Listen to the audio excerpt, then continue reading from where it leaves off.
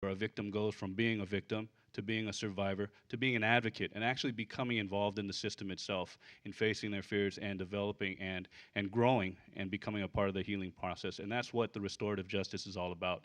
We have the programs in place right now. It'll be key for any of us as sheriff to make sure we continue the funding on that, and I would be passionate on that matter.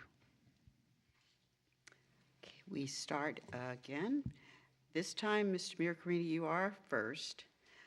And do you know the current Sheriff's Department policy on inmate visiting? And do you know the current policy on visiting rights within prisons? And would you change it? Well, yes, I would. I would improve, I think, on the visitation rights because I've actually been out there and on cold days, I see families and I see friends that are actually lined up outside the jail system who are essentially, I think, being somewhat mistreated and disrespected while they are waiting to go inside the jail system to visit, I think, their families and those that are incarcerated. Yes, there is somewhat of a distinction and stigma of those that are inside the system in itself, but I also worry about the fact that we're not trying to foster better relationships and harmonizing relationships, especially as we hope people reintegrate effectively without repeating their crimes back into the communities from which they come from. Starting with the expansion of visitation rights and starting with making sure that there's a more accommodating, hospitable process for visitation is exactly where I would start. Mr. Miyamoto? I'll answer this in three components. One, our current policy is visits are on weekends and holidays. This creates some operational issues for us in terms of making sure everyone has the opportunity to visit. We have two different ways to sign up, one on the phone and one in person. That's something that we can improve on as well. I believe on an expansion in our visiting opportunities for individuals. Visits go beyond just these kind of visits, though. They also involve visits between parent and child. And we have programs in place right now where parental visits are very important because there's contact visits involved here, and we're trying to reestablish the family and the concept of one family coming together and being a part of that whole rehabilitative process. So we're actually talking not just about the visits between people incarcerated and the outside public, we're also talking about visits, contact visits with children. And that's something very important to keep going because we have very strong policies in place right now, and we have very strong programs which facilitate this. Okay. Mr. Fine, on that question? Yeah, when I was the undersheriff, I did have some concerns on the visiting and on how the families are sometimes made to wait outside. But let me just say this, as a sheriff, I would first meet with the families, get the concerns, look at the complaints. I'd meet with my captains and my lieutenants and find out what their concerns are. And as a sheriff, I would ask my command staff to take a look at this problem, to work with the families, to work with the policy. If it's our policy, we can change the policy. So I think the sheriff just needs to take leadership and make sure that people that are visiting their loved ones are treated with compassion and respect. And that it's, you know, the sheriff's job to show leadership, and to get the right people at the table and make sure that the policy is accurate and the people are being served well. With public safety always is the top issue for not only the deputies but for the inmates and their families. But compassion to the families is important, and I believe the deputies I've worked with, the command staff, the captains and lieutenants I worked with in the Sheriff's Department, they have that knowledge, they have that in their hearts, and it just shows they need the leadership to make it happen.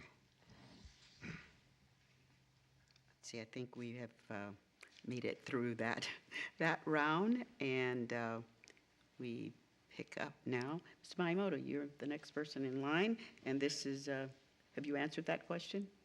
I think I did that one you first. You did that one. Okay.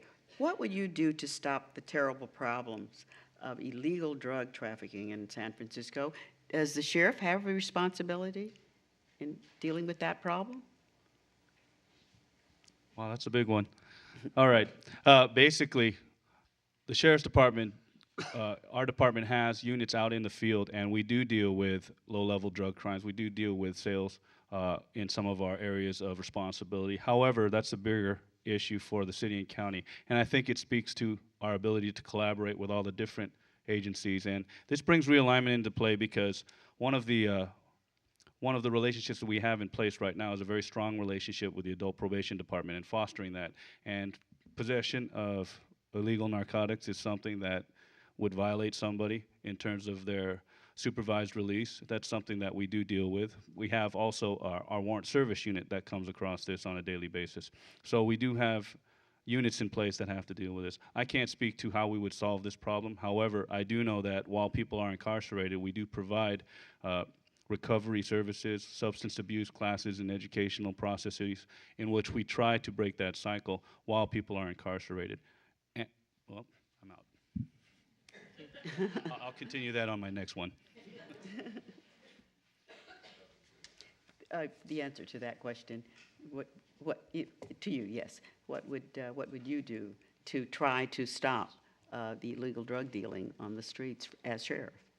Well, again, as I go back to my original comments about the sheriff, the elected sheriff of San Francisco and the chief of police and the chief of adult probation, the district attorney, we all need to be working together. And I think that the sheriff elected citywide has a responsibility not just to worry about his piece of the pie, not just to worry about the jails, but to step up with the family and the leadership of the city family. And as Captain Miyamoto said, this is an ongoing problem. A big problem in our city is, especially in certain areas of Tenderloin where we know that low-level drug dealers, low-level addicts are constantly on the street, constantly being cycled in and out of our jails. And what are we doing to stop that? And with realignment, it's going to intensify. But again, I think as the sheriff and as somebody that's been in public safety for 30 years, I have the relationships and the experience to step up, to be heard, to support the chief of police, to support the family and the city, and to be heard and to make some substantive changes if possible. Mr. Miraccarini, what would you do? So my philosophy is that I don't think anybody should be in jail for smoking marijuana, and I can't believe that we would incarcerate somebody for marijuana usage. I took a leadership position in 2005 that had devised the first municipal regulations for medical cannabis dispensaries, not only in San Francisco, but I understand in the United States. And 13 states have followed our lead on that law. There has to be reform in the criminal justice system, especially as it intersects with those who sell drugs versus those who use drugs. And I believe that San Francisco has already demonstrated through drug court and diversion programs great success without having to incarcerate for those who have been using narcotics, using drugs, and trying to certainly reduce their probability of recidivism, repeat offender rates. For those who are certainly trafficking, and trafficking usually affiliated with other illegal activity, that does become a continuous challenge to the San Francisco Police Department. This is why I think it's important that we circle the wagons in this regard, both with sheriff, police, DA, and public defender. All right, we move to a new question, and we start with you, Mr. Khani, here. This question is, are you prepared to resist any efforts to privatize, thus subcontract, any of the work now done by guards? Yes. By guards or by deputy sheriffs? I'm sorry. Well, it says both. Method by guards, it's duty. They said work done by guard, duties of any of the other deputies now. No, I would definitely resist that. I don't believe that there's any case made to the roles that deputy sheriffs play in San Francisco, whether it be at General Hospital, whether it be at Laguna Honda. Laguna Honda is a community. People live there. It's their home. General Hospital, as we know, is could be a very volatile place with Mission Emergency Hospital. Our citizens deserve the best. They deserve full sworn law enforcement officers, as in the deputy sheriffs. And so I would resist that. Answer now from you, Mr. Miraccarini. So 4 times the previous administration had attempted to privatize, contract out deputy sheriff services at Laguna Honda, San Francisco General, and the Department of Emergency and Management. Led the charge against that, and we succeeded every single time. 4 times it had been efforts. I believe those efforts to Prop J, known as contracting out or privatization, will continue, and I will continue as sheriff to make sure that that does not happen. But the larger point to this is not about contracting out or saving money. San Francisco General Hospital, it's a community that's engulfed with public safety challenges all around that particular area. This isn't just about protecting the interior of SF General. This is contributing to the larger goal of remedying the public safety challenges in that part of town. Same with Laguna Honda, something we should be very proud of. Department of Emergency Management in the heart of the Western District, when we had 4 homicides at Eddy and Laguna there, that's not something you contract out and thinking a security guard that isn't working for the city is going to be able to attend. We need to deal with that, no contracting out. I agree, and I believe fully that we should not contract out public safety services, especially as a sheriff and a member of a public safety agency. I think it's our moral obligation to make sure we provide that service which we are supposed to be providing for the citizens. Just to speak up, at 1011 Turk in the Western Addition, there are still bullet holes in the building that I saw from a recent shooting there. So I do know of the issues involved in terms of this, and it is a serious issue. I spent time as a lieutenant out at General Hospital, and the community out there and our ability to interact with that community is something very valuable, and it goes beyond just being a deputy sheriff. It goes beyond just providing a public safety service. It is also a part of being the family that we have out there. And all of the different places that we've talked about in terms of contracting, at the hospitals, at Laguna Honda, we also have the clinics, many clinics that we are responsible for. The deputies out there doing the job are doing an excellent job with limited funding, and that's another thing I would fight for. It's not just a privatization issue, but the issue is that we're understaffed and we're under the gun out there. Great, new question, same order though, because of the way the the way the cards have fallen here. So we start with you again, Mr. The question is, Sheriff Hennessy was among the first prominent elected officials in the nation to come out against the federal government Secure Communities Law.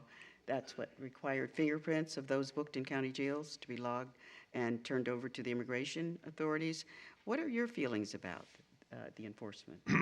You know, I was working with Sheriff Hennessy at that time. He came out against, I was the undersheriff. And I concur with Sheriff Hennessy that the federal government, the Department of Justice, the ICE, by the president's own admission, the mission that was set out under secured communities is not working. Sheriff Hennessy, again, was a leader on the issue and spoke out against it. I still believe that the federal government can't have it both ways. They say that it's not working, but then they also dig in and say they're not going to change it. I believe one of the things that Sheriff Hennessy is done, which I really respect him for, obviously, is he's unearthed, he's revealed something a lot of people don't talk about, and it's the lack of information going from ICE back to the county sheriff. So when a low-level misdemeanor gets, according to ICE, they would want a low-level misdemeanor deported or detained. They go on a bus, they take them away. Sheriff Hennessy's demanded and been refused information on where that person's going. This is just one issue. And I think, again, until the federal government can resolve their issues, I support Sheriff Hennessy's positions.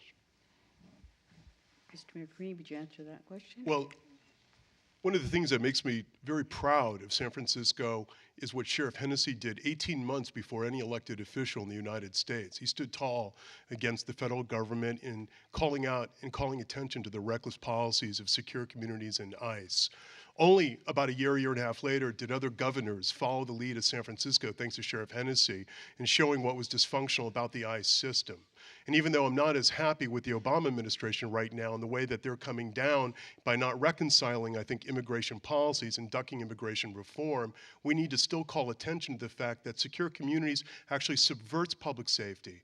I'm a big believer in community policing. Community policing is not for English-speaking only communities. It's about for the communities where English is not their first language, so we can foster trust between immigrant communities and law enforcement and city government. And Secure Communities is only going to undermine that.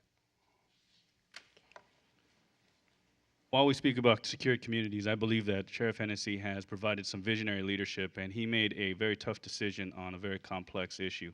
We have to balance, as the sheriff, I will have to continue to balance between the concerns of the secured community program, which is to keep us safe from dangerous and violent criminals, and also the concerns of our sanctuary city status, which is to protect the very people which Sheriff Hennessy is currently protecting with his policy. For those of you that don't know, we actually cite out and process out individuals who have provided their fingerprints and are part of what's called an ICE detainer. However, those individuals are released by us because